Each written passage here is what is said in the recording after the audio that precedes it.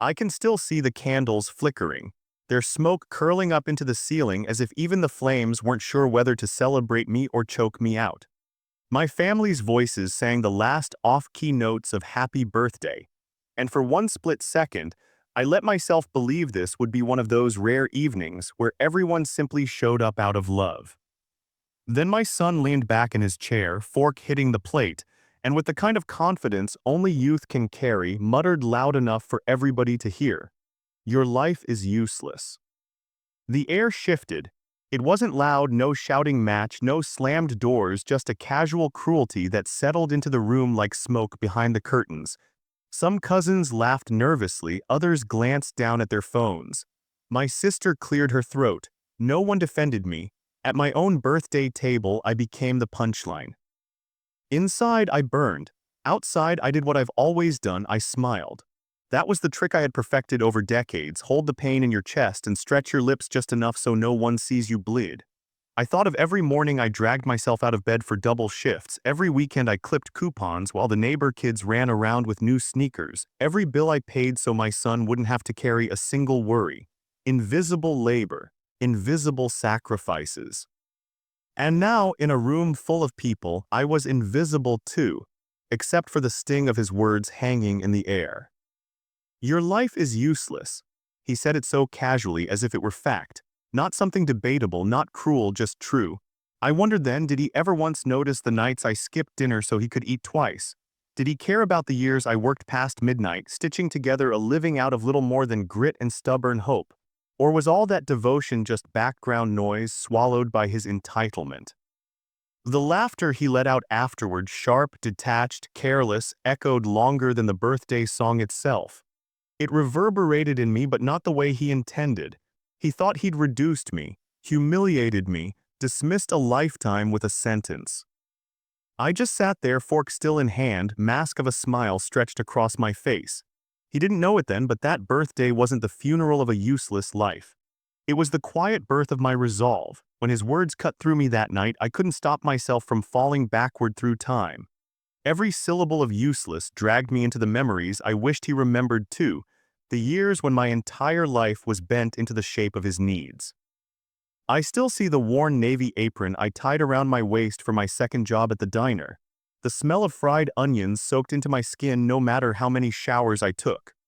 I'd peel off my shoes at midnight, swollen feet pulsing like open wounds, and tiptoe past his bedroom so he wouldn't hear the exhaustion catching up with me. He thought the rent and the lights and the full fridge just somehow happened, like the sun rising. He never knew that some months I pawned the gold bangles I inherited from my mother, promising myself I'd buy them back someday. Only someday never came. Vacations, there were none. When other mothers photographed smiling children in Disney parades or sandy beaches, I stitched together adventures from library reading contests and free entry days at the museum. I watched him roll his eyes when I packed peanut butter sandwiches instead of paying for the overpriced cafe. He was a child. He couldn't grasp that every dollar I saved went into a hidden envelope labeled college fund. I thought the sacrifice would matter more than appearances. I remember one Christmas especially clearly. The window was frosted hard that year, and I had just enough money to cover either the gas bill or the one gift on his list, a gaming console all his friends had. I chose the console and tightened the thermostat down to 58 degrees, shivering under 2 blankets in my own bedroom so that his smile that morning wouldn't fade. His laughter as he tore through wrapping paper felt like proof I was doing it right. But now, years later, that laughter feels like it only trained him to expect more and more and more. There were hospital bills too. When he was 16, he broke his wrist at basketball practice. My insurance barely covered half, so I sold my wedding ring, what little was left of a marriage that had dissolved long before. I told him it was no big deal, that I liked the freedom of bare hands. He didn't know that, in truth, I swallowed back tears in a pawnshop parking lot, staring at the empty dent where the ring had been for 20 years. Every sacrifice was worth it, or at least I convinced myself it was. Because one day I told myself he would look back and realize, Mom gave everything to me. One day gratitude would fill the void left by resentment and long hours. I clung to that fantasy like oxygen. But sitting there after the birthday plates were cleared, his words circling my mind, useless, useless, useless, the whole narrative cracked apart. I gave up jewelry, weddings, vacations, even warmth in my own home for him. And in return, a public dismissal in front of family, as though my entire existence could be judged and found worthless. After everyone left that evening, I sat in the darkened dining room, crumbs still scattered across the tablecloth, balloons sagging against the wall. I stared at the half-burned candles on the cake and thought, so this is what my sacrifices amounted to. Every bitter choice stacked into a tower that crumbled with one careless sentence. The house was silent, but my chest was. It was grief, yes, but underneath it, a low, steady drumbeat of something fiercer. Betrayal had broken the dam, something else was about to pour out. It wasn't just my son's voice that night echoing in my ears. The silence of the rest of the family was louder than his cruelty. They didn't correct him, they didn't shake their heads or defend me. Instead, their faces twisted slightly, not in outrage but in agreement. And that silence cut as deep as the insult itself. Because the truth is, this wasn't the first time I'd been quietly erased by my own family. Over the years, I'd grown used to the little digs that pretended to be advice, the concerned smiles that somehow always ended with me feeling smaller. Why didn't you finish your degree like your sisters? You could have had a career. Maybe if you'd remarried, you wouldn't be so lonely. All you did was raise a kid. That's not really an accomplishment, honey. Everyone does that.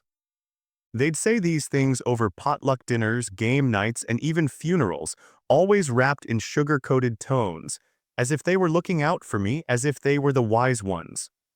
Every time I would sit there nodding politely, swallowing the anger that bubbled in my throat, telling myself it was easier to stay quiet than to look ungrateful. But when my son said, "Your life is useless," aloud on my birthday in front of all of them, it felt like the summit of years of gaslighting, an open declaration of what they had whispered in softer words for decades. My youngest sister, who always treated her corporate title like a crown, glanced at me with something between pity and satisfaction. I knew exactly what she was thinking. See, even your own son knows you failed. Another relative chuckled and said something about how at least I didn't have stressful work emails to manage. My son, emboldened by their smirks, leaned back and quipped, "I mean, Mom, what did you even do with your life? Nothing to really brag about." The table erupted in those half-laughs people use when they enjoy someone else's humiliation, but don't want to be caught enjoying it too much. It was a performance, and I was the punchline again. If I had spoken up then, if I had turned to him and told him about the 12-hour shifts, the jewelry pawned, the ring I surrendered to pay his hospital bill, they would have twisted it against me. Why are you so dramatic? Don't be bitter, you're imagining things. That's the trick of people who gaslight you. They stab, and when you scream, they say you're the one holding the knife. And so, as always, I stayed silent. Because in this family, silence was my survival. It was the only way to keep myself from becoming the hysterical woman in the story they'd retell after I'd gone home. But that night, something in me changed. I started to see the cracks in their narrative. They called me unaccomplished, out-of-date, dependent. What they couldn't see, what they never bothered to imagine, was the truth of who I really was. Yes, my diploma never hung in a college hallway, but my walls were lined with paid bills, mortgages settled, debts avoided. While they were taking out loans for cars and burning credit cards for vacations, I was quietly stacking bricks of security where no one could see them. They thought single mother meant pitiful charity case. What it really meant was I'd become an accountant without the title, a strategist without the applause, a survivor without the luxury of recognition. The irony was sweet and sour at the same time. To them, I looked powerless, irrelevant, a woman defined only by what she hadn't achieved. In reality, I was the only one who kept receipts for everything, literal and metaphorical. I didn't need their validation, but I had let myself believe for too long that I did. As I cleared plates that night, their laughter still buzzing like flies in my ears, I forced myself to breathe slowly. I stacked each dirty dish calmly, like each porcelain plate carried the weight of a new truth, that their version of me was a lie, that my son's cruelty was not prophecy, only ignorance.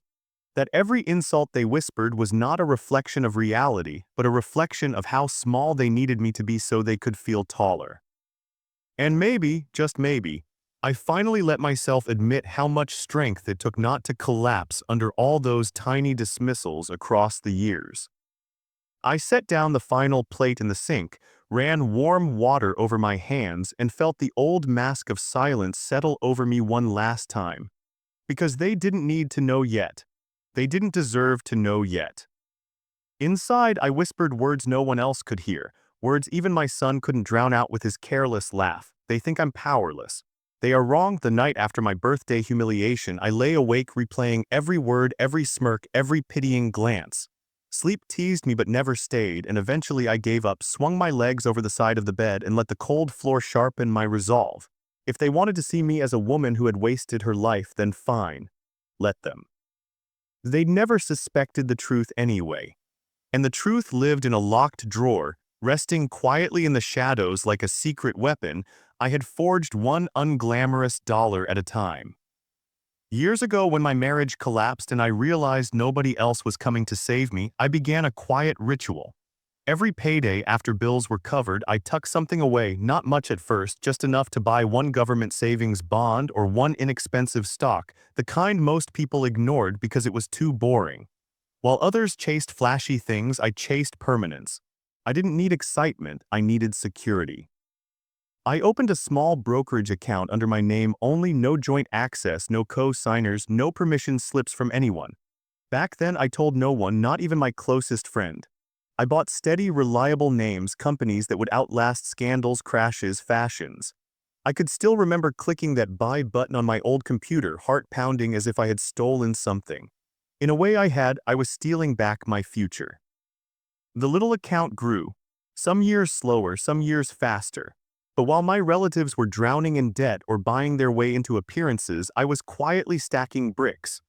I didn't have vacations to post about or handbags to show off at parties, but I had shares, dividends, small certificates that arrived in the mail like love letters only I could read. And real estate, that was my bolder step. When the market dipped during one recession, I scraped together enough to buy a rundown duplex on the far edge of town. Everyone said I was crazy, too risky, too much headache.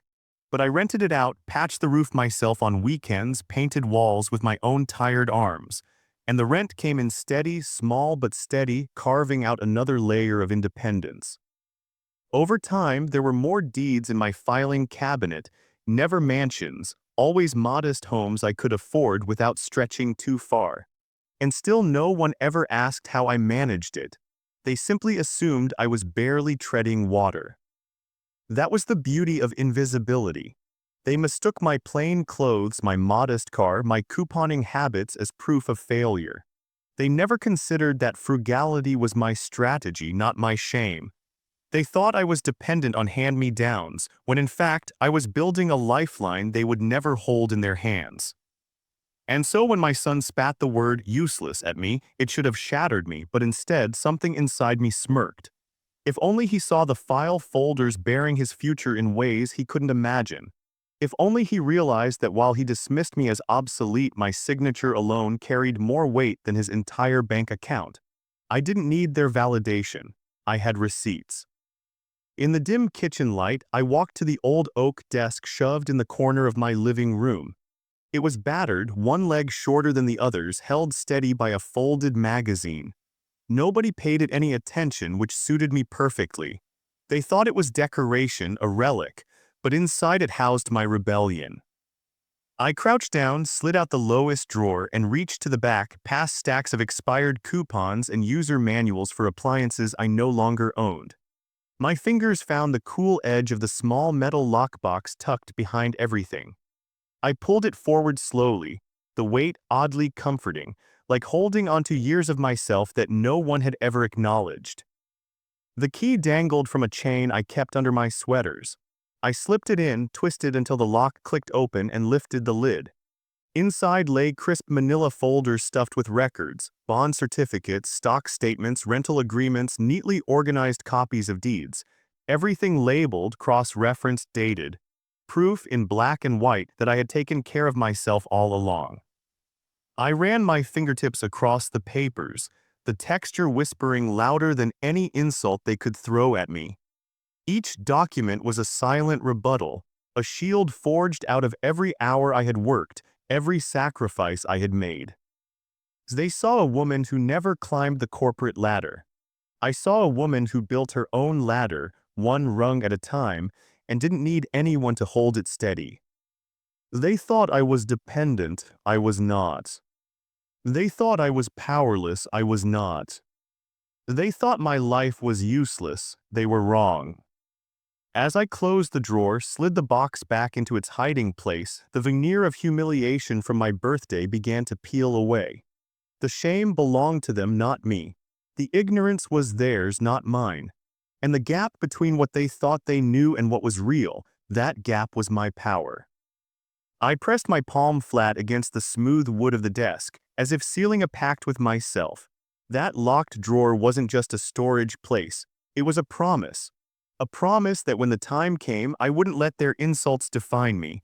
I would show them, not with yelling or tears, but with the undeniable weight of truth on paper. They thought the night ended with me diminished. In reality, it ended with me reclaiming the part of myself I had always kept quiet. The woman behind the paperwork, the strategist behind the sacrifice. My fingertips lingered on the drawer one last time, feeling the heartbeat of my hidden life. Then I whispered, almost smiling, "Your move." I have always believed that the strongest revenge doesn't come from raised voices or swinging fists. It comes from a pen, from a notary stamp, from a signature on the dotted line that nobody bothers to read until it's too late. While the rest of my family dismissed me as a woman with nothing to show for her life, I had been quietly curating a blueprint more powerful than any insult. The paperwork of independence. That night, after touching those documents in my locked drawer, I sat at the kitchen table with a legal pad in front of me. For years, I had made moves, but never with the clarity that burned through me now. I wasn't just a saver anymore, I was a strategist. The first piece of my plan was protection. Everything I'd built, my stocks, my bonds, the homes I'd acquired one at a time, was in my name alone, not joint, not co-signed. No one else could walk into a bank and lay a claim. Years ago, during my divorce, I learned that freedom only comes when the paperwork is airtight. That lesson branded me deeply, and I carried it forward. I made sure every deed, every account, every asset sat firmly under my control, like soldiers lined up in formation awaiting my command. Second came concealment. I never bragged about my portfolio. I never arrived to family events with flashy clothes or expensive jewelry. I understood early on that visibility makes you a target, so I let them see frumpiness, coupons, old cardigans. They saw poverty, I saw camouflage, hide in plain sight and no one suspects. It's a trick predators use, but it also works for survivors. Third was growth. I reinvested instead of cashing out. Every dividend, every rent check from my tenants, every interest payment rolled back into the system. What looked like small drips eventually filled the bucket. It wasn't overnight, it wasn't easy, but it was deliberate, and it gave me something money alone rarely gives: control. As I scribbled down figures on that yellow pad, I made a map of my own empire. Modest, yes, but real. 2 rental properties producing income. 3 blue-chip stocks consistently spitting out dividends. A healthy collection of boring bonds and certificates. And an emergency fund that could cover years of expenses without me needing a dime from anyone. But the key wasn't just what I had, it was how I structured it. A few years earlier, I had met a lawyer through a church connection and tucked away advice like treasure. We had talked about trusts, about shielding assets, about organizing ownership not for vanity but for protection. I created a living trust quietly, inserting my name where it mattered, and making sure that if anything ever happened to me, this wealth wouldn't vanish into the undeserving hands of people who never respected me. Even my son, who had grown so entitled, was not listed in the way he assumed he would be. Not as a beneficiary, not with automatic access. My estate, as humble as some might think it to be, was guarded like a fortress. And I did it not with screaming matches or family drama, but with typed paragraphs, notarized signatures, stamped envelopes. My ammunition was paper, my battlefield was an office desk. Laying it all out for the first time that night, I felt a new calmness run through me. The humiliation of my birthday was still raw, but it was being reshaped into fuel. What they tried to bury under shame, I rebuilt as resolve. And then came the next step, strategy not just for protection but for liberation. My son had grown used to seeing me as his endless safety net. When a bill showed up, he expected me to cover it. When something broke, he assumed I'd fix it. My name had been on his rent checks, on his car payments, even on the small emergency transfers he liked to request. I used to give in because I told myself mothers are meant to support, meant to sacrifice. But his cruelty on my birthday crystallized what my love had blinded me to. Every dollar I handed him had only trained him to see me as an ATM, not a mother. So I drew a box on my notepad and labeled it in thick pen, Operation Severance. The plan was disarmingly simple. No confrontation, no lecture, no slammed doors. Just stop subsidizing his lifestyle, cut the automatic payments, close the emergency checking account where he'd been an authorized user, reroute the rent payments directly back to me, and inform the landlord of the change. One quiet move after another, like shutting valves on a leaking pipe. It struck me then just how poetic it was. For years, I had been bleeding myself dry to keep him comfortable. Now I would stop the bleeding, and it would not require shouting or threats, just phone calls, password changes, and an iron will. If he wanted to mock me as useless, then let him live without the usefulness of my sacrifices. Let him stand on his own, pay his own bills, juggle his own responsibilities. Let him taste the bitter independence I had mastered while he was still too young to tie his shoes.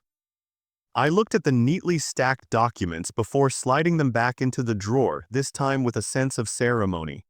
They weren't just papers anymore.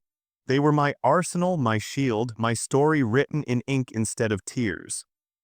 As I closed the lockbox, I exhaled a long, steady breath. The decision was complete. No more safety nets, no more invisible subsidies. Starting now, my hard work would serve me, not him, not relatives who snickered, not anyone who treated my life like a joke. For decades, I had told myself that my silence was survival. But now I understood. My silence was also my weapon. And for the first time in years, I smiled not as a mask, but as a warning. The beauty of dismantling someone's entitlement is that it doesn't require raised voices or grand declarations. It doesn't look like fireworks. It looks like me quietly sipping tea in my kitchen while quietly shifting levers he never even realized existed. I started the following Monday, while the taste of stale birthday cake still lingered in the fridge. My first call was to the landlord of the apartment my son lived in, the same apartment he paraded as proof of his independence. Independence, of course, built on rent checks I had been mailing on his behalf. My voice was steady as I explained there would no longer be automatic payments coming from my account. Rent would now be the tenant's responsibility, effective immediately. The landlord's pause told me everything. My son had never admitted where the money really came from. I hung up and felt the first stone of his pedestal wobble. One valve closed. Next came tuition. For years, I had been making temporary contributions toward his graduate classes. He had promised he would cover part of them himself once he got established. But like most promises, his dissolved the moment the bills arrived. I logged into the account I had set up, stared at the auto-pay setting that had drained me month after month, and with 3 simple clicks erased my role in his education. The system asked, "Are you sure you want to cancel this payment method?" I pressed yes with more confidence than I'd ever had signing my marriage license. Another valve closed. Then the emergency checking account, that so-called lifeline I had set up when he was still a teenager traveling for sports tournaments. Back then it made sense. He might get stuck somewhere without gas or food, so I authorized him as a user. What I never foresaw was that he'd grow into a man who used the card casually for takeout, rideshares, and impulse buys, always certain that mom would refill the account. I pulled up the bank app, scrolled to authorized users, and removed his name. One swift delete, and suddenly the card he relied on would be nothing but plastic and empty promises. As I moved down the list of obligations tethering me to him, I felt both sorrow and clarity. There was a melancholy to it, yes, like dismantling a house you once built with your own hands, but there was also satisfaction in the silence. I didn't need to yell, I didn't need to explain. The paperwork was already speaking for me. The irony didn't escape me. For years they had called me powerless, dependent, irrelevant. But here I was, wielding more power with a keyboard than they could ever muster with all their smug dinner table lectures. Power is not about titles, power is about leverage, and I had been carrying it quietly all along. Day by day, I pulled strings. I canceled the family cell phone plan that he still sat on even though he was almost 30 years old. I rerouted the car insurance so his premiums no longer blended invisibly with mine. I even notified the credit card company that his secondary card was no longer active. Shredding it felt like cutting an umbilical cord years overdue. Meanwhile, on the outside, I went about my routines as if nothing had changed.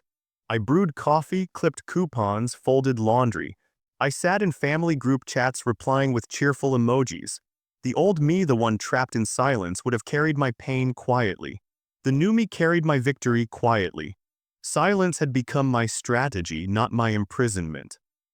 The contrast between my calm kitchen and my son's unraveling life reached a sharp focus the first weekend of the month. Rent was due, and his debit card, previously linked to my steady payments, declined when he tried to process it. He must have felt confusion at first, maybe even annoyance. But then came the reality check. The responsibility wasn't mine anymore. It was his. The text arrived late at night. "Hey mom, weird thing, the rent didn't go through. Can you fix it?" I stared at the screen for a long time. Weeks earlier, I would have jumped up immediately, heart racing, fingers typing apologies and explanations for why I'd forgotten or cleared up a technical error. But this time, I simply placed my phone face down on the table and finished drinking my tea. By the next afternoon, a second message pinged in, more urgent. "My card isn't working, why was it declined?" There it was, the first crack in the illusion of permanence he had always lived inside.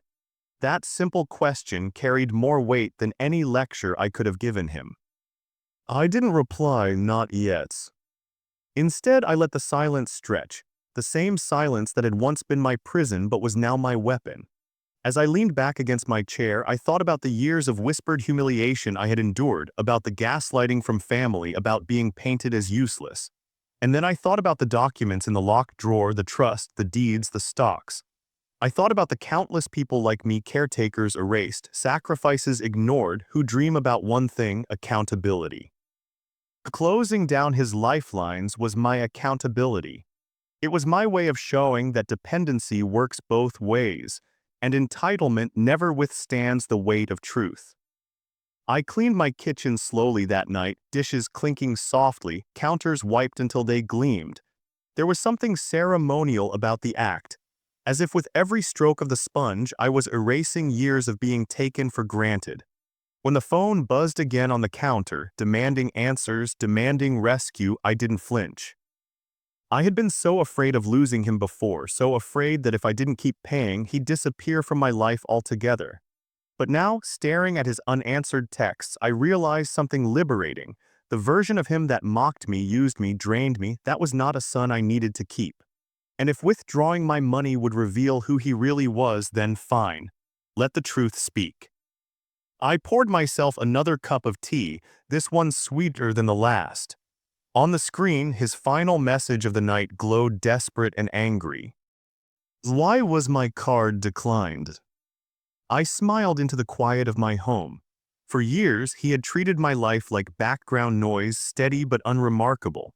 Now suddenly my absence was deafening, and for the first time in decades, I wasn't the one scrambling to fix the silence. His first text, "Why was my card declined?"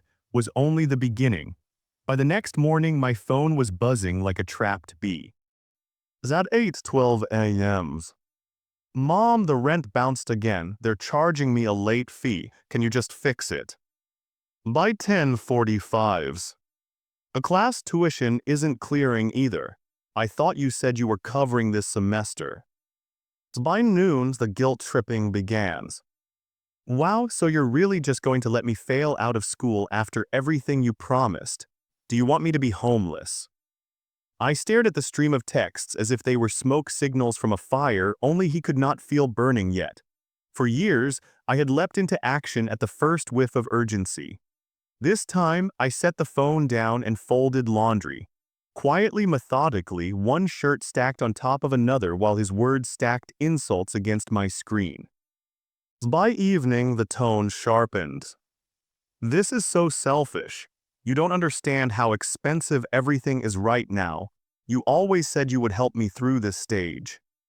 And then the weaponized dagger he thought would pierce me.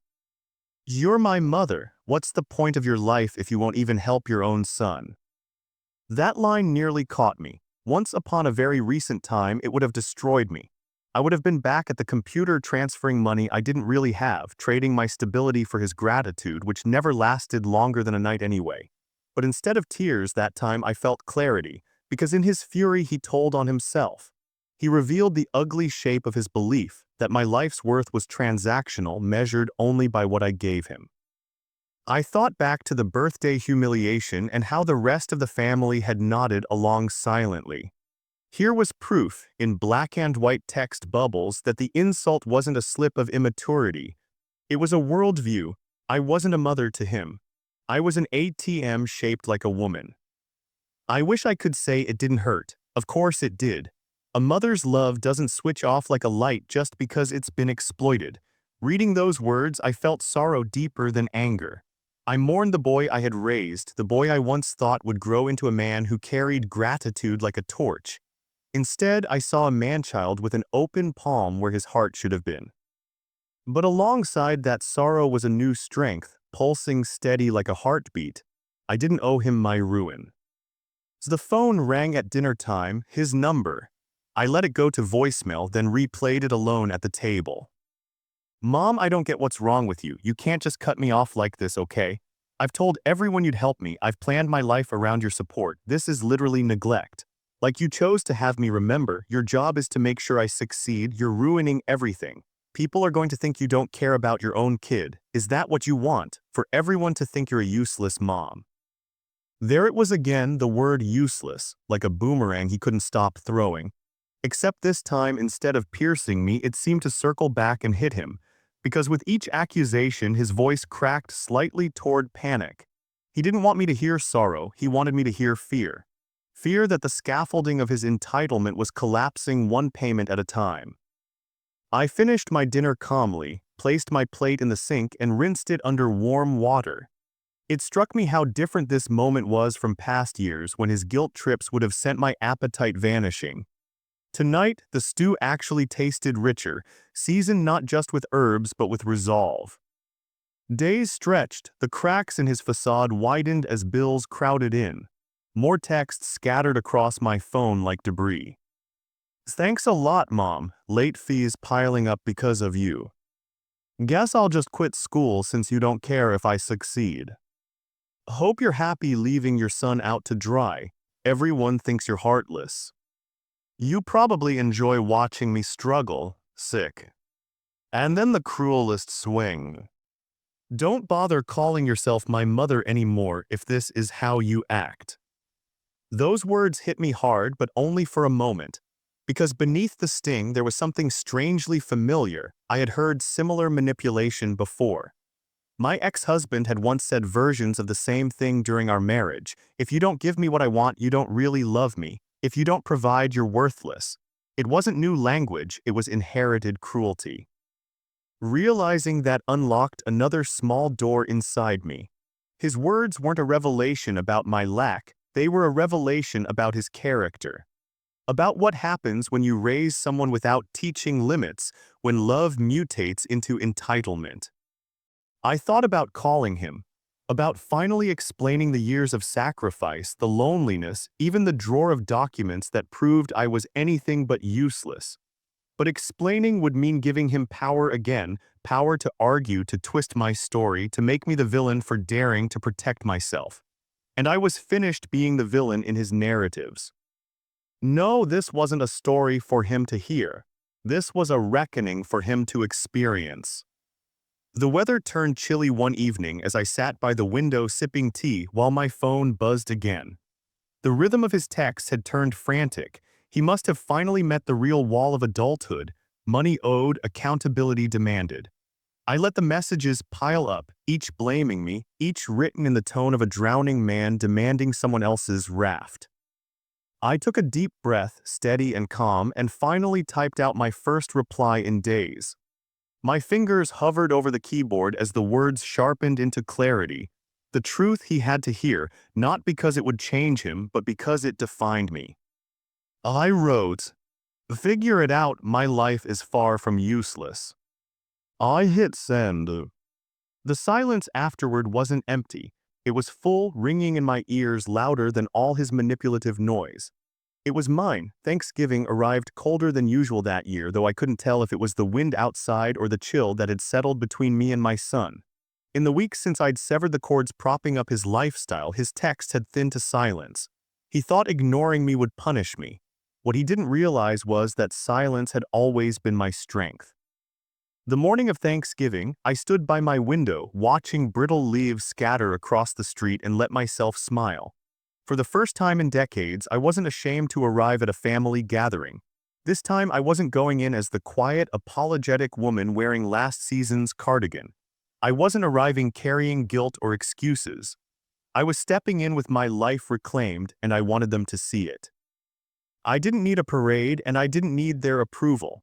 But the symmetry of it, the same relatives who had once nodded along with my son's insult meeting me again, months later, redefined, was too perfect to waste. I owed myself that moment. I slid into the driver's seat of my new car, a midsize luxury sedan bought outright with a cashier's check. No financing, no hidden co-signers, just mine. The scent of leather still clung to the interior. Navigating to my sister's house, I relished the irony. For decades, they had measured me by appearances, mocking or pitying me for modest clothes, an older car, a coupon clutched in my purse. Now, with a flick of my wrist and a whisper of the engine, I pulled up to the driveway in something sleek, silent, undeniable. Heads turned as I parked. My relatives were already gathered near the front door trading gossip like currency. My son stood among them, hunched in a worn jacket, face drawn tighter than I'd ever seen. He carried the strained look of someone already drowning, rent overdue, bills piling up, excuses thinning. He opened his mouth as if to greet me, but nothing came out. I stepped past him gently, not rudely, but with a composure he couldn't puncture. Inside, the house smelled of turkey and cinnamon, warm, familiar. But beneath it lingered tension I could almost slice like pie. My siblings huddled around in clumps, whispering glances at me. They noticed the car keys in my hand. They noticed my relaxed smile. One aunt muttered, "Well, someone's doing well all of a sudden." The tone held suspicion more than admiration. I didn't answer. I didn't need to. My son shadowed me around the room, trying to spark little jabs under his breath. "Nice car, Mom. Lease for the weekend, or did you win the lottery?" He laughed nervously after each attempt, but I let his words trail uselessly into the air. His nervousness was fuel enough. Everyone assumed he was still the successful one, the one carried forth on ambition. But the nervous twitch in his jaw betrayed the lies he had spun to keep them believing. As dinner began, our roles inverted from the birthday table months before. Then I had sat at the head listening to insults. Now I sat straight, chin lifted, carving turkey with unshaken hands while my son sank in his chair, checking his phone repeatedly like salvation might buzz across the screen. The conversation orbited around college loans, rent increases, the economy squeezing tighter. My relatives sighed theatrically, trading stories of climbing credit card debt. For years, I would have sat quietly nodding as if I shared in shame. This time, when one sister turned to me and asked, "And how are you managing?" I simply folded my napkin and said, steady, "Better than ever." They blinked, surprised. The woman they saw was not the woman they remembered. No one cracked a joke about me being outdated or unaccomplished. They couldn't because my posture itself rejected it. Silence can be smallness, but silence can also be sovereignty. Meanwhile, my son couldn't resist interjecting. He mumbled about how unfair the rental markets were, how professors were cutthroat, how banks were always out to get him. His words were grasping branches, but no one caught hold. They turned instead to me, asking curious questions. What's new in your life? How are things changing? The more he tried to insert his grievances, the more invisible he became. Exactly the mirror of my birthday, the spotlight had shifted without argument, without conflict. Not because I demanded it, but because truth carries its own gravitational pull. Dessert was brought out, pumpkin pie steaming, whipped cream passed hand to hand. My son fidgeted beside me, muttering complaints about late fees piling up again. His voice cracked, frazzled. He was unraveling, and there was nothing I had to do but keep my fork steady. Inside me, triumph simmered, but it wasn't wild, gloating triumph. It was controlled, quiet, tempered by sorrow that he'd chosen this path. I hadn't wanted revenge against my own child. What I wanted was respect, dignity, acknowledgement. What I got was the bitter irony. To reclaim those things for myself, I had to let him crumble. As the night stretched on, conversation dulled, and eyes shifted around the table the way they always do when people sense something unspoken but can't name it. That's when I stood, glass of cider in my hand, and tapped it against the side of the dish. As every head turned, I met their gazes one by one, calm and steady. At my birthday this year, I said evenly, I was told my life was useless. A few relatives squirmed, eyes sliding toward my son. He shifted uncomfortably, muttering, "Mom, don't," but I kept going, my voice not rising, not falling, just strong enough to cut through. I've carried those words with me these past months. They hurt, yes, but they also clarified what I already knew. I lifted the glass slightly. That my life is far from useless, that I'm stronger than any of you ever chose to see. The silence at the table was thick. My sister's fork clinked nervously against her plate. My son's face flushed. I could sense him vibrating with the need to interrupt, to reset the narrative. But he couldn't, not anymore. I wanted to thank you all for coming tonight, I said softly, eyes scanning the room. Because this moment right here is exactly where the story turns. I raised my glass higher, the crystal catching the warm glow of candles on the table. The same candles that had once flickered across my face the night my son spat his insult. Only now, I was standing tall, flame reflecting in my eyes instead of smoke choking my chest.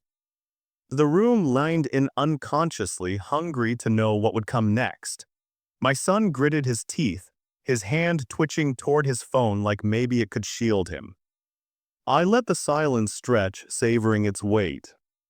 Then I smiled. You see, none of you know the truth yet, not about me, not about what I've built, and I think it's time you did. The fork in my aunt's hand froze mid-air. My sister's eyes widened. My son's lips parted, whispering some faint protest he couldn't yet shape into a sentence.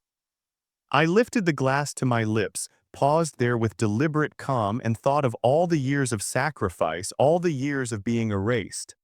This was my moment.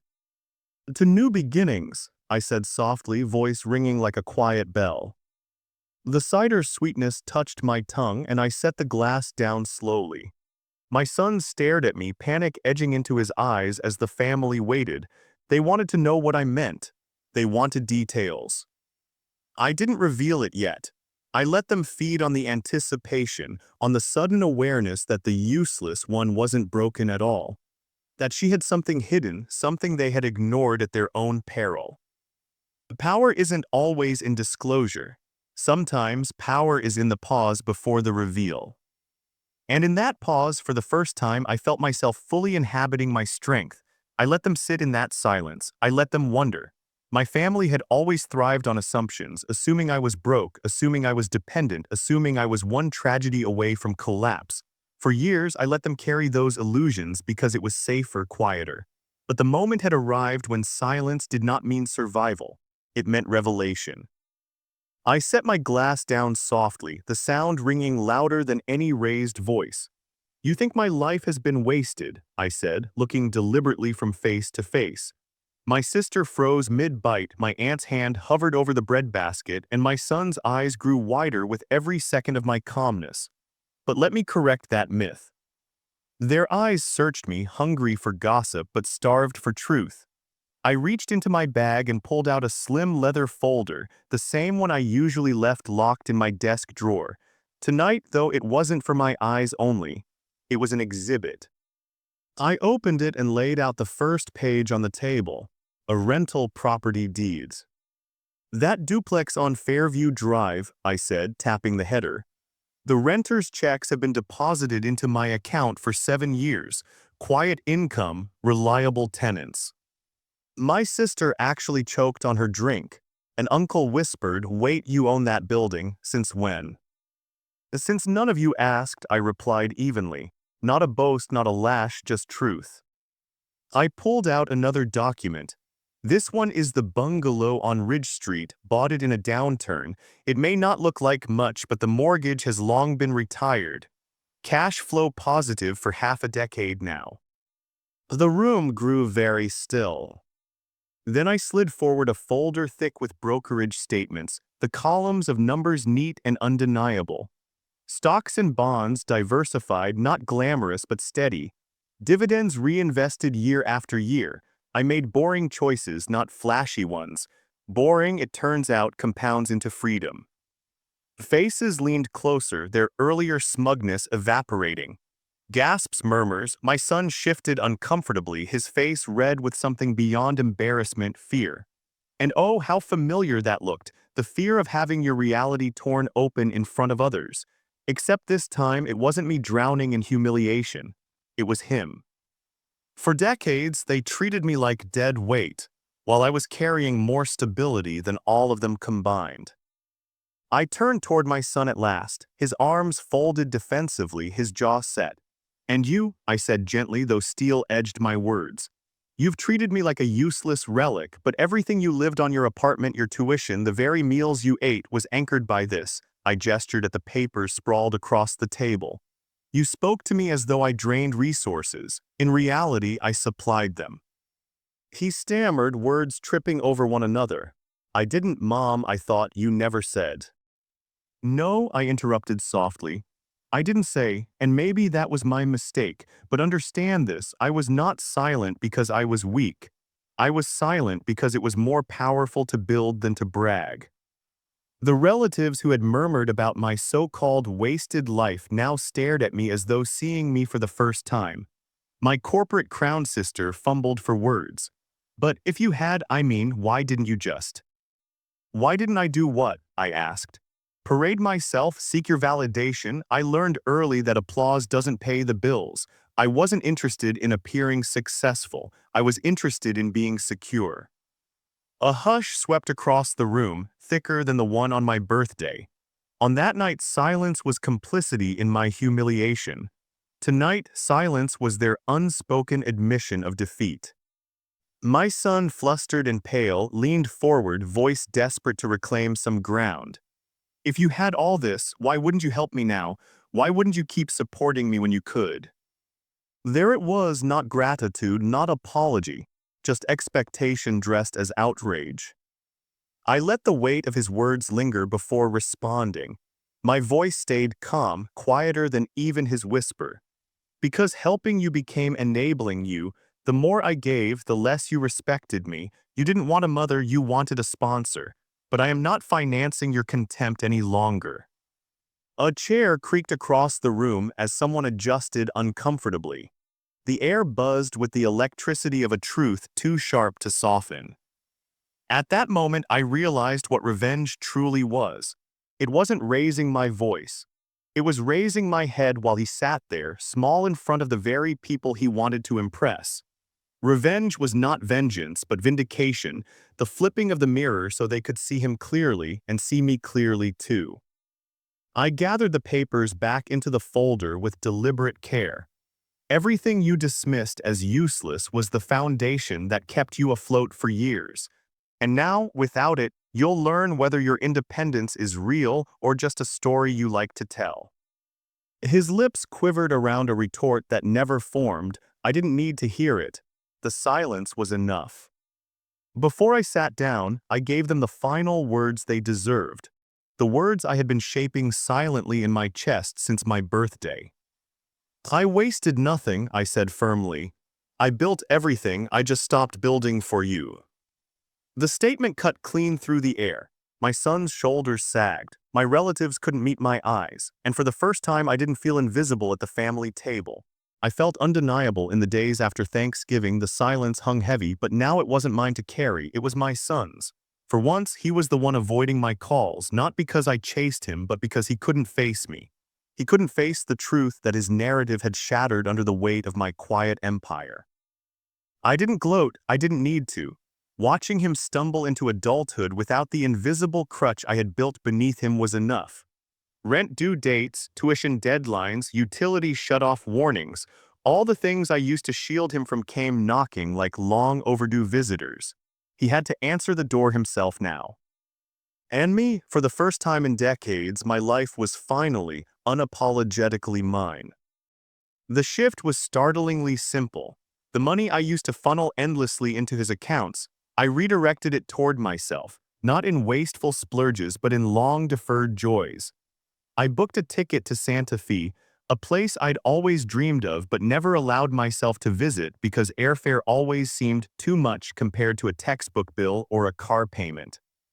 I walked through art markets, turquoise jewelry glittering under the desert sun, and thought, this is what sacrifice was supposed to lead to, not shame but freedom.